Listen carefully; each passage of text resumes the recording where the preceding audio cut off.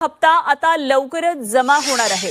महिला बालविकास मंत्री आदिती तटकरे यांनी ही माहिती दिली आहे। लाडक्या बहिणीसाठी आनंदाची ज्यांनी या योजनेचा चुकीचा लाभ घेतलेला असेल त्यांच्यावर योग्य ती कारवाई करून त्या संदर्भातली रिकव्हरीची भूमिका ही शासनाची आहे।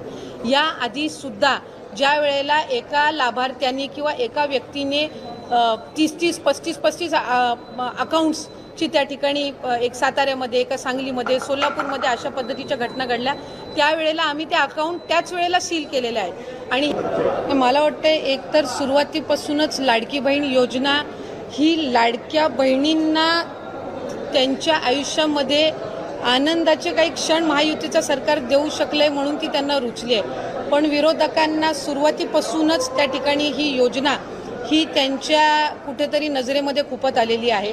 साधारणपणे या संदर्भातला आम्ही वारंवार राज्याचे मुख्यमंत्री फडणवीस साहेब असतील, उपमुख्यमंत्री शिंदे साहेब असतील, अजितदादा असतील आणि विभागाची मंत्री म्हणून मी सुद्धा असेल, आम्ही साधारणपणे माध्यमांना वेळोवेळी या संदर्भातली माहितीही देत आलेलो आहोत। पण बऱ्याचशा वेळेला असं होतं की काही एखादी गोष्ट आली की त्या संदर्भातला एक गैरसमज या योजनेच्या बाबतचा निर्माण करण्याचा वारंवार हा प्रयत्न होत आहे। साधारणपणे ही योजना 28 जून 2024 मध्ये त्या ठिकाणी घोषित झाली।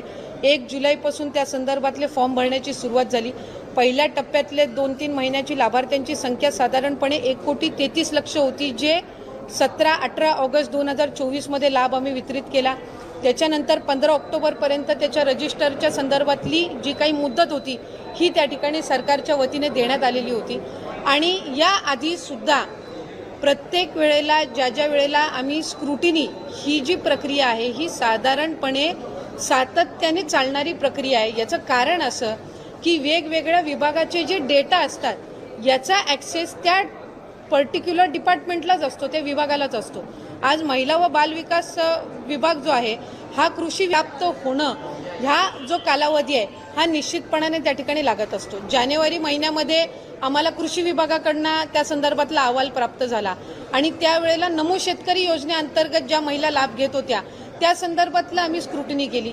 6-7 लाखाचा डेटा त्यावेळेला मिळालेला होता आणि त्या 6-7 लाखापैकी साधारणपणे 5 ते 5.5 लाख अशा महिला होत्या ज्या नमो शेतकरीचाही लाभ घेत होत्या आणि आपल्या लाडकी बहीण योजनेचाही लाभ घेत होत्या।